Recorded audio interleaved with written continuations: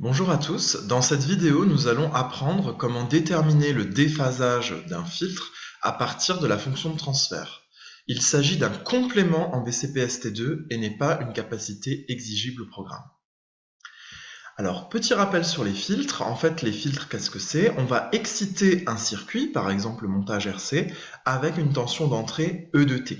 Et on va regarder la tension de sortie S de T, et notamment son amplitude et son déphasage par rapport à E de T en fonction de la fréquence d'excitation ou de la pulsation d'excitation.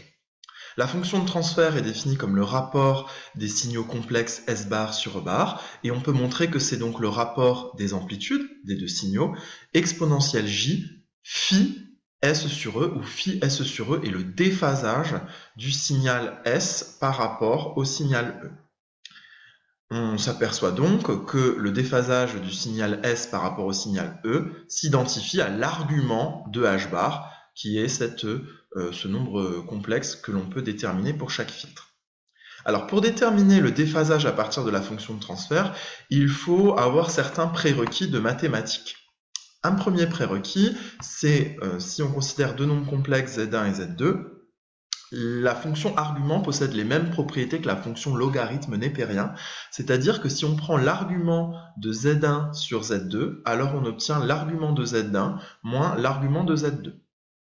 Ensuite, si on a une vision géométrique de ce qu'est un nombre complexe, Z, on peut lui affecter un affixe, c'est-à-dire un point M, de coordonnées petit a, où petit a va être la partie réelle du nombre complexe, et petit b, en ordonnée, où petit b va être la partie imaginaire.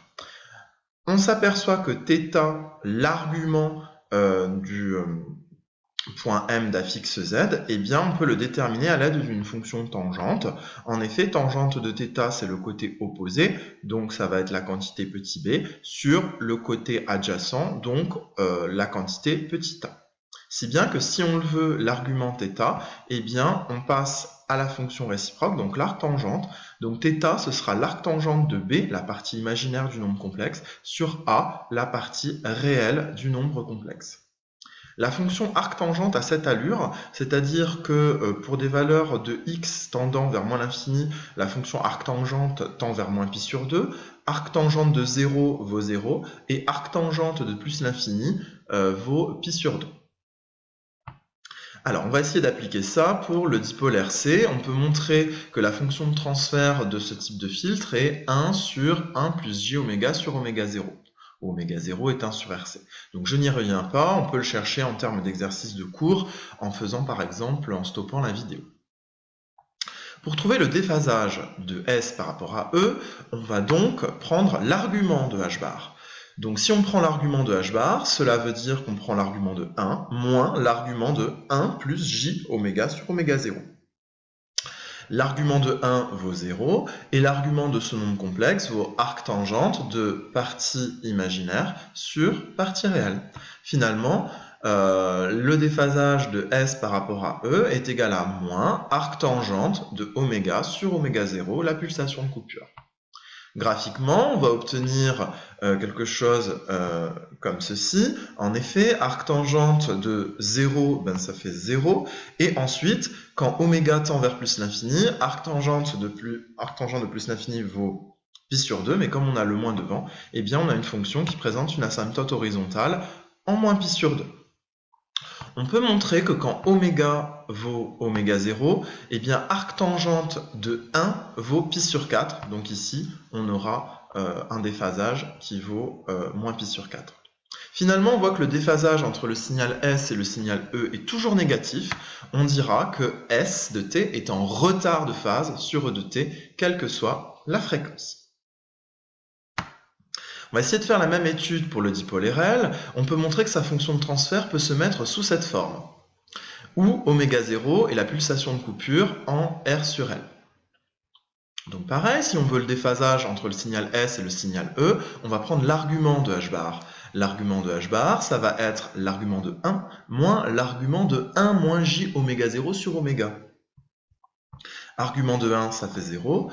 Et pour avoir l'argument de ce nombre complexe, on prend l'arctangente de la partie imaginaire sur la partie réelle. On obtient le déphasage de S par rapport à E qui est égal à moins arctangente de moins oméga 0 sur oméga. Quand oméga est égal à 0, on a 1 sur 0, donc 1 sur 0 ça fait plus l'infini, et arctangente de moins l'infini, cela fait moins pi sur 2. Comme on a le moins devant, la valeur en 0 eh bien, vaut pi sur 2.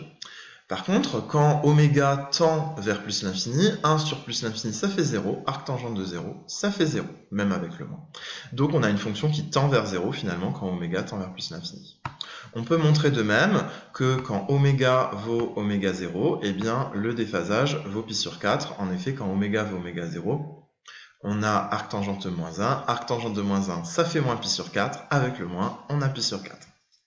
Donc on remarque que le déphasage entre le signal S et le signal E est toujours positif. On pourra donc dire que S de t est en avance de phase sur E de t, quelle que soit la pulsation d'excitation. On peut faire la même chose avec un circuit plus complexe, par exemple le circuit LCR où on regarde la tension S aux bornes de R.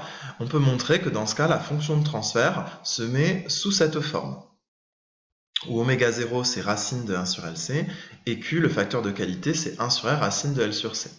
Eh bien, on fait toujours la même méthode. Si on veut le déphasage du signal S par rapport au signal E, eh bien, il suffit de prendre l'argument de la fonction de transfert. Donc, argument de 1 moins argument de ce gros nombre complexe. Argument de 1 faisant 0. Pour avoir l'argument de ce nombre complexe, on prend la partie imaginaire que divise la partie réelle qui vaut 1. Et finalement, quel que soit oméga positif, on va avoir le déphasage qui vaut moins arctangente de ce nombre. Si on fait les conditions aux limites, on va obtenir ce type de courbe. En effet, par exemple en 0, bon ça vaut 0. 1 sur 0 tend vers plus l'infini. Arctangente de moins l'infini, ça vaut moins pi sur 2. Avec le moins, ça vaut pi sur 2. On peut faire la même analyse en plus l'infini et montrer que arctangente de 0 vaut donc pi sur 2. En plus l'infini, que la fonction admet une asymptote horizontale moins pi sur 2. Et on peut montrer que, surtout, en oméga qui vaut oméga 0, la pulsation de coupure, et bien finalement, on se retrouve avec arctangente de 0. Et donc, le déphasage vaut 0. Finalement, à la pulsation de coupure, on a S de t qui est en phase avec E de t. Ceci conclut cette vidéo sur la détermination d'un déphasage à partir de la fonction de transfert. Je vous remercie pour votre attention.